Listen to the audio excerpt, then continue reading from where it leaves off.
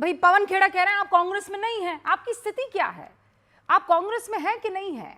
आप में कांग्रेस जिंदा है कि नहीं है? मुझ में तो जिंदा है, लेकिन बाहर तो शव है। तो मेरे जैसे व्यक्ति, जिससे कि कोई कांग्रेसिया नहीं जानता कांग्रेस का इतिहास, और जो कि गांधी जी का भक्त है, जो कि नेहरू जी का भक्त है, जो कि राजीव जी के साथ पले थे जबकि वो 6 साल उनके साथ रहे, जिनको सोनिया गांधी ने अपने हाथ मेरे कंधे पर लगाए हैं, उस आदमी से आप बात कर रहे हैं।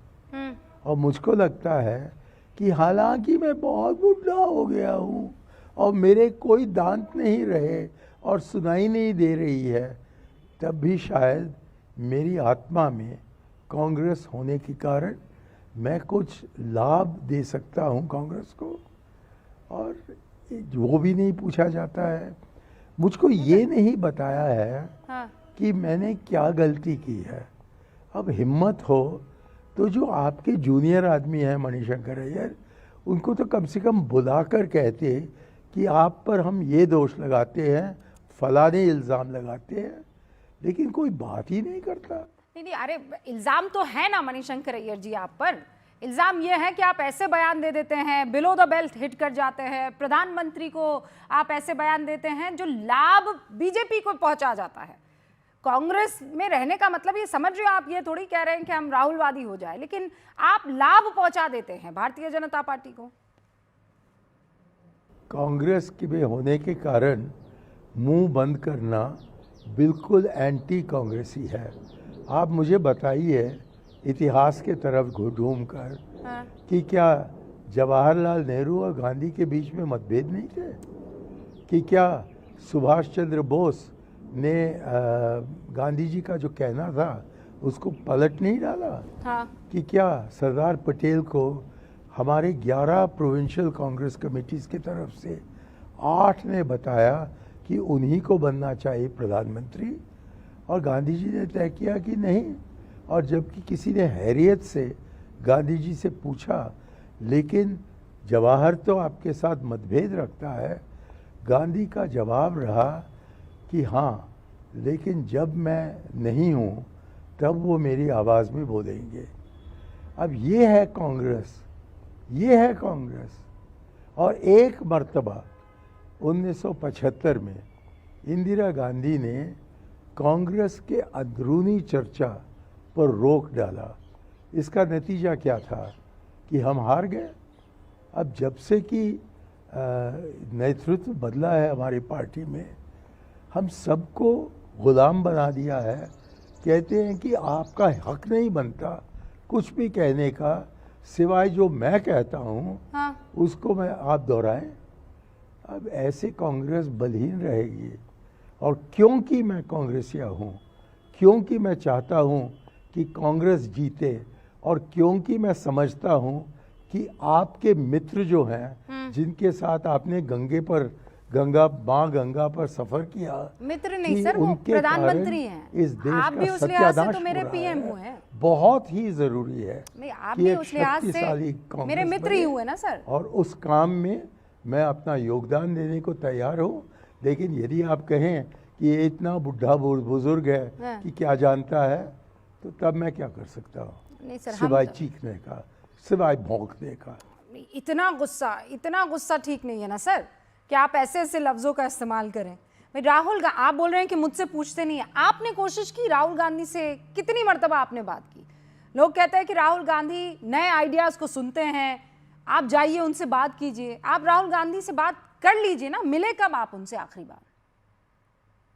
हाँ, जरा याद करना होगा। शायद मैं उनको देखा, लेकिन ये मैं नहीं कह सकता कि मैंने बात की। भारत जोड़ो यात्रा में 8 मरतबा, और आखिरी जो उनके साथ मुलाकात नहीं कह सकता हूँ, जबकि वो मेरे आंखों के सामने आए थे, वो था श्रीनगर में, जबकि बर्फ़ पड़ रहा था। और मैं सोच रहा था कि अब 4000 किलोमीटर के बाद ये आदमी बन गया है। लेकिन मुलाकात उनसे शायद जहाँ तक कि मुझे याद है 2022 में हुई। अब आज तो हम 2026 में हैं, और उसके पहले जब सोनिया जी ने मुझको बुलाया, सन 2004 की बात है मेरे ख्याल में, हाँ। और मैंने उनसे कहा कि 10 साल हो गए हैं कि मैं इस कमरे में नहीं आया हूँ। उन्होंने बस हाँ कहा, उनको पता था। अब जब आखिरी बार जबकि मुझको बोलने की इजाज़त मिली है एक कांग्रेस प्लेटफॉर्म पर, वो था सन 2004 में। आज क्या तारीख है? 2026। मैं नहीं जानता हूँ कितने नौजवान हो आप, लेकिन कोई भी लड़का लड़की इस देश का हाँ। जो कि आज वोट डालता है, उसके जन्म के पहले मैंने कांग्रेस के प्लेटफॉर्म पर खड़ा हुआ। अब ऐसा अपमान करने के बाद तब भी मैं कांग्रेस में हूँ, बहुत अपमान हुआ है, लेकिन मैं तो जिगरी दोस्त हूँ कांग्रेस का। और मैं समझता हूँ कि जब तक कि गांधी जी, पंडित जी, राजीव जी की बात सुनी नहीं जाती है, तब तक कांग्रेस का पुनर्जीवन करना बिल्कुल असंभव है। आपने शायद देखा होगा कि मैंने इंदिरा जी का नाम नहीं लिया। हाँ। ये क्योंकि इमरजेंसी उन्होंने चलाया और उससे मैं मतभेद रखता हूँ। ओके। लेकिन मैंने भी ये भी कहा है कि पहला जो बीजेपी का प्रधानमंत्री बना वो थे पीवी नरसिम्हा राव। तो बीजेपी के? इसलिए मैं एक असली कांग्रेसिया है, लेकिन जो यमा हैं वो सही टाइम पर मुझे लेने के लिए नहीं आए। तो मैं वो बुज़ुर्ग हूँ जो बिल्कुल भूत में रहता हूँ और आज के दिन के बारे में कुछ नहीं जानता हूँ।